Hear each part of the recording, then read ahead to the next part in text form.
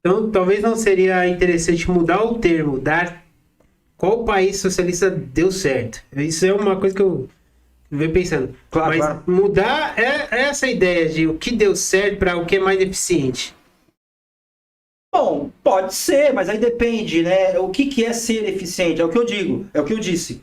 É interessante que a mortalidade infantil de um certo país seja zero, ou pelo menos, né? Bom, zero nunca é porque De uma pode região, acontecer alguma coisa. é. Não, digo, pode acontecer uma coisa natural, vai. Pô, deu algum problema no parto, faleceu. Alguma coisa aconteceu, porque existe o fator aleatório, né? Tá. Mas não é interessante que essa criança tenha aí, que esteja cercada do máximo possível dessas coisas que a gente já conhece, né? Essas doenças, cólera. Bom, cólera já está bastante. Doença normal que a Mas aquelas gente... doenças que antes eram uma catástrofe, que hoje são bastante controladas. Não é interessante que cada criança tenha isso? Eu acho bastante plausível. Então, mas aí eu enxergo como você poderia, qual que são as bases que vão definir o que seria eficiente. Seria a organização familiar, você tem uma estrutura familiar, porque se você Que parar, não é tão natural assim. a gente vai chegar lá. Certo. Você tem o ser humano, o instinto de sobrevivência do ser humano, ele é feito para procriar, sobreviver. Sim. Beleza. Então, você ter ali a base familiar, que quanto mais em grupo você tiver, melhor. Porque você pode gerar mais recursos, tem mais pessoas para caçar, tem mais pessoas para coletar. Vai beleza? acontecer o excedente. É isso, quando o ser humano passa de caçador para coletor. Sim, sim. Beleza, aí você... sedentariza, né? Isso, se sedentariza. Então, você tem como aquela organização ali fica mais tempo viva, com menos conflitos, menos doença, e ela gera mais riqueza para gerar mais conforto. Então, ali seria, talvez, eu vejo como a busca da eficiência.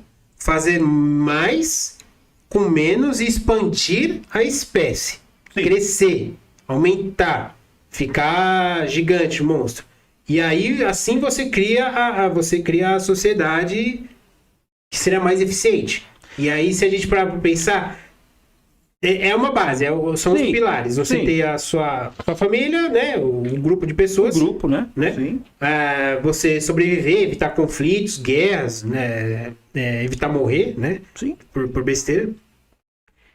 E aí você criaria a sociedade, ela seria mais eficiente, buscar eficiência, buscar evitar todos esses tipos de problema, viver em paz e harmonia e buscar ser ético e moral. Tudo bem, concordo contigo. E eu não vejo esses exemplos numa sociedade socialista. Bom, primeiro que a gente tem que entender o seguinte. Isso aqui é uma coisa bem, como a gente está filosofando, e eu adoro isso. Pensa assim, né? O socialismo, ele se mostra como sendo uma alternativa ao capitalismo.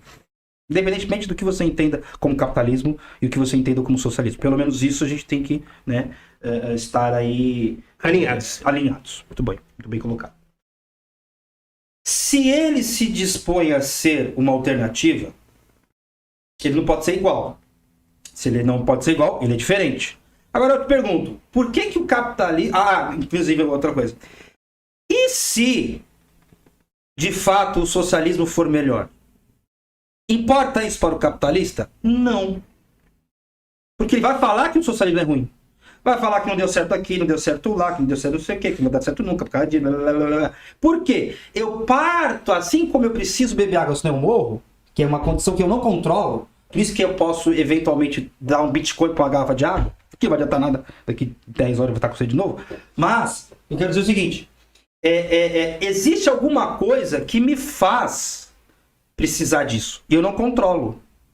Então, se eu tenho uma alternativa socialista, ela não pode ser boa. Se for verdade que ela seja melhor, eu vou dizer que não é.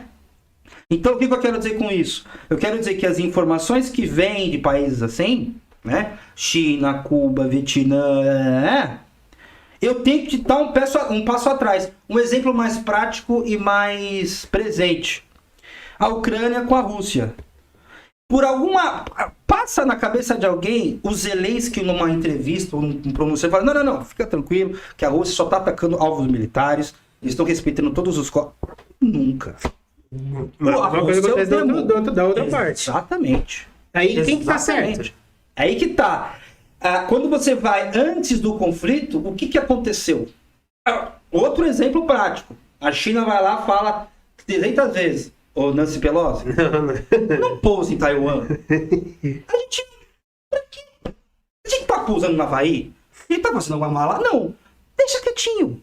Ninguém tá. Mas aí... uma outra coisa que é interessante. Mas só pra concluir essa parte.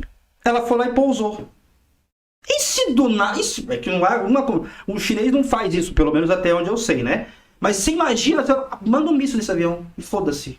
Imagina se alguém lá liga o foda-se. Não tem como. Acabou, fodeu tudo. Fodeu tudo. Foi mais ou menos o que aconteceu na Ucrânia, com a Rússia. Ó, não faz isso, Zelensky, não faz. Porra, pra que desrespeitar os acordos de Minsk, se não me engano? Pra que querer se aproximar da OTAN? Por que você não tá controlando esses nazistas aí? Por que o seu governo tá cheio de nazistas? Chega uma hora que o diálogo, ele não vai resolver.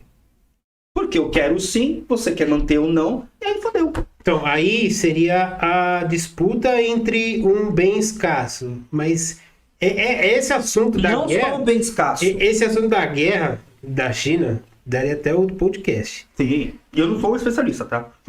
Mas aí você comentou que um sempre vai puxar a sardinha pro outro. Isso. Mas eu consigo, logicamente, provar ou demonstrar que o socialismo não é a forma mais eficiente de se construir uma sociedade. Eu não estou falando nem que ele é errado. Tá. Estou falando que ele não é a forma mais eficiente. Estamos no critério de eficiência. De eficiência. Sim. Tá. É onde eu tenho, aí novamente, o que eu entendo por eficiência. Ser pacífico e poder agregar, acumular mais bens e gerar mais conforto. Por aí vai. Eu gostei da acumular mais bens. Quem acumula, por definição, não usa. Certo. Então, por exemplo, isso é uma coisa muito importante, também não é tão sutil de perceber. Mas o Marx, Engels, os marxistas... Bom, Marx e Engels, né? Depois as experiências vão acontecendo, o tempo vai correndo, aí surgem, né, outras análises. Mas veja que o nome, né, o subtítulo, aliás, o nome do livro mais importante do Marx é o Capital. Então não é o Social.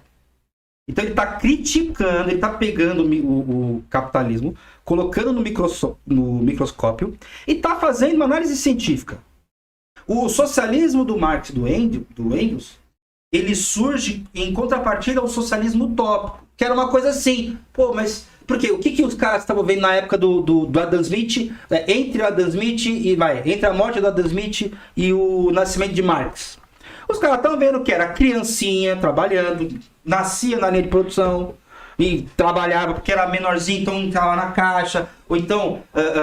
Mas não era só o Marx e o Engels que viam isso. Não eram só eles. Só que qual é a diferença entre um e outro? A diferença entre os socialistas utópicos e o socialismo científico, né?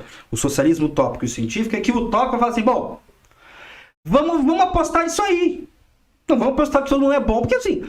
O ser humano, ele é essencialmente inclinado a fazer besteira e é essencialmente inclinado a fazer coisa boa. E veja, para que uma sociedade comece a se estabelecer, a parte ruim, ela acontece muito menos. Né? Por exemplo, eu estava até assistindo ontem de manhã não, no início da tarde, um documentário daquele de National Geographic, né? A vida secreta não sei de quem. E aí eram uns macacos da Etiópia. E você vê que os macaquinhos lá, eles acordam, moram lá na montanha, na montanha mesmo, né? No meio de mato lá e tal. Aí eles acordam, cada um limpa o outro, aí vão pastar. E literalmente isso, porque eles ficam lá pegando comida, ficam comendo o dia inteiro, depois eles voltam, né? Quando o sol começa a baixar, eles voltam para dormir. E essa coisa de escassez, ela só vai acontecer de vez em quando, mas... Para que uma sociedade comece a florescer, para que aquele número de macacos aumente, tem que ter abundância. Então você já começa a entender que, peraí, o que causa a escassez? É interessante parar para pensar nisso. Né? Aí você tem lá, pô, acontece alguma coisa aqui, os macacos não estão nem sabendo disso. Aquela montanha é um vulcão, de repente entra o pessoal, morre todo mundo. Pode acontecer. Isso é ok. Mas até aí, você floresceu muito. Tem, mais uma vez, né? O aleatório, as condições materiais, elas determinam bastante o que a gente vai fazer e como a gente vai fazer. Então, essa ideia da escassez... O que eu tava falando? Eu tô falando disso aqui, eu fui para os macacos... Antes de eu começar a ficar enrolando...